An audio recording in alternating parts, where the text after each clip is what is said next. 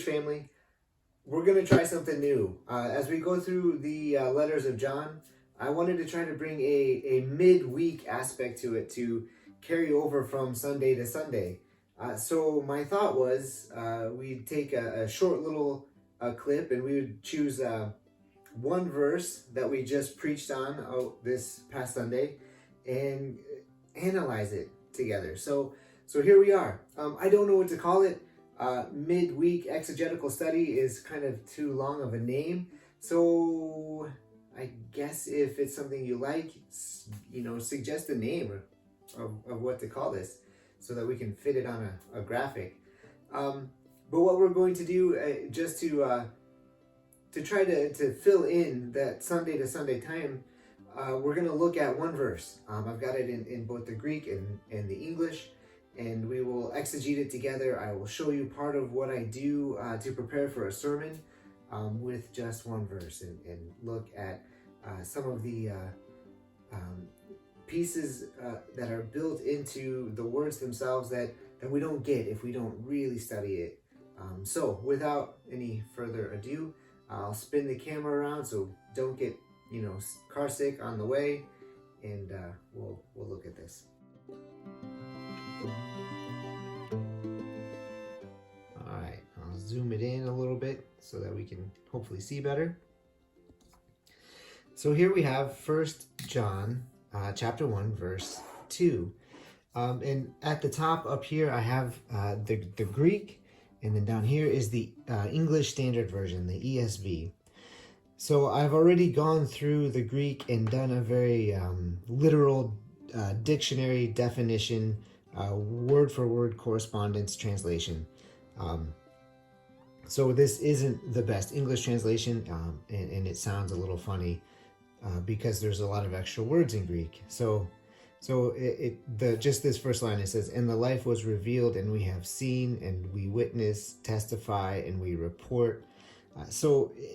That's why we have translations, because otherwise it comes off just a little funny. So the other thing I did was I highlighted the words in green that are repeated. So we have in green here, this word is life. So we see that same word here and over here.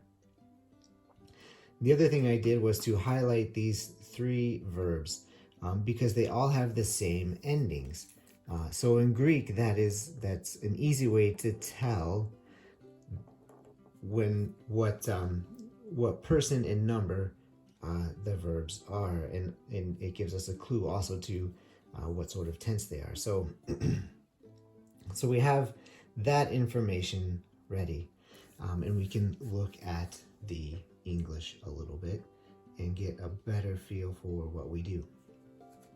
So the first thing I want to highlight in the English is this verb phrase right here that says "was made manifest." And if we look at the end of the verse, we see the exact same thing right down here, "was made manifest." And what this is a rhetorical device that's very old, and it's called an inclusio. And what it is, it's sort of like bookends, where you use bookends on a shelf to hold the knowledge in the middle. This repetition of a phrase or a word, sometimes it's a little bit bigger chunk, it serves the same purpose. It holds the knowledge in the middle. And it served several purposes in the ancient world when language was a little bit more spoken than it was written the way we have it now. It allowed a speaker to stay on track, because if he was reciting a memorized speech, he could know that he has this and this, so this middle part is what he really needs to focus on. Sort of like playing music nowadays. For the reader, it should signal us that if this and this is here, then we need to focus on what's in between. And for the listener, for the hearer of somebody reading this, it would also signify that they should have been paying attention if they weren't. So that is what an inclusio is, and it helps us in our exegesis because we know that this over here is not the main point. And we know that this over here is not the main point. So we can focus all of our work on what's here in the middle between the brackets.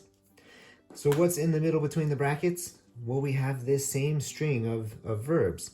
It says, we have seen it, testify, and proclaim. So we've got these three verbs that are carrying the majority of the meaning of this verse. So the question is, what do we do with these verses?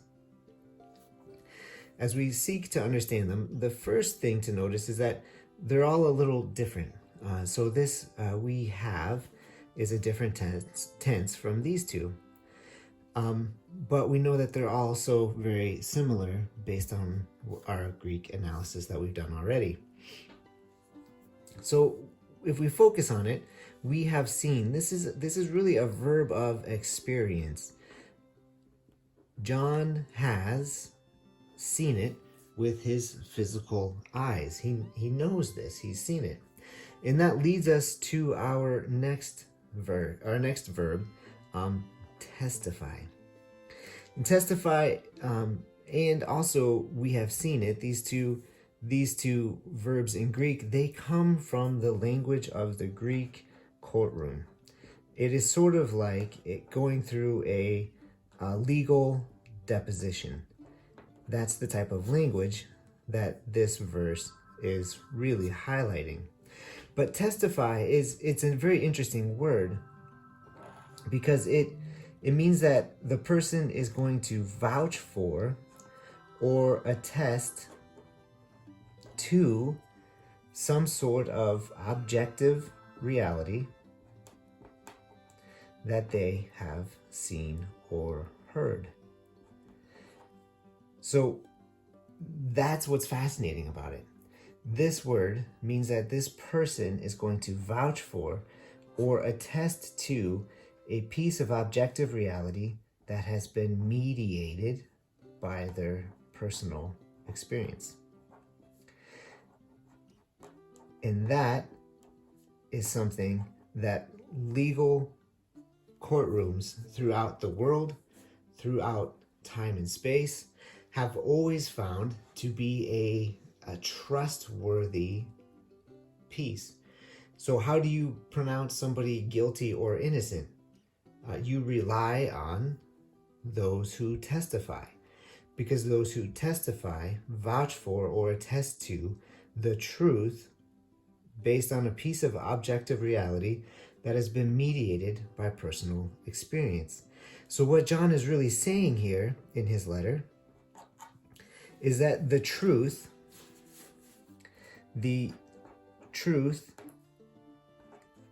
of the reality of Christ is on trial.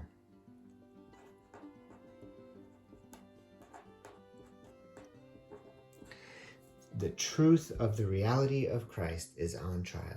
And John is saying that we have this legal precedent that's been spoken for and attested to, personal eyewitness experience that is a piece of objective reality that actually happened, although, it is, of course, mediated by John and the other witnesses. But all of that shows that what John is dealing with is this very idea of the truthfulness of the reality of Christ. As we go back up to the Greek, we see how this verb up here plays a very important role. This is the Greek word martyr. And it is where we get our modern day word martyr. But it really means something like witness or testify in the original Greek. But what's fascinating about it is that John uses this word 40 times or more in his gospel. That means that the Gospel of John is really a gospel or a story of witnesses of Christ. We know this even more because of John 15:27, where Jesus is speaking to his disciples, and he tells them, "You will be my witness because you have been with me since the beginning." So Jesus gave John a charge here in John 15:27 that sets a lot of the context for what we are talking about in the first letter of John, and onwards into the second and third letter of John, where John is really carrying out this charge of being a witness. The next piece we have is this verb here. And in order for John to really be a good witness, he can't do that without doing this. He has to report.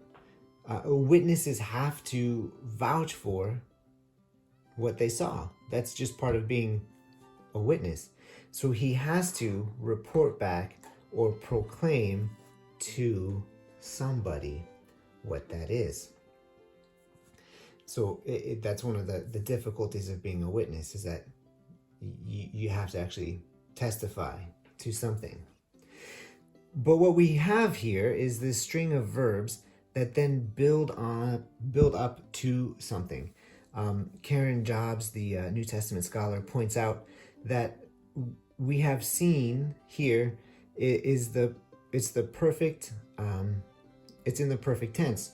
So it is and we notice that here in our English it's a past action, something that started in the past that will continue into an unknown point.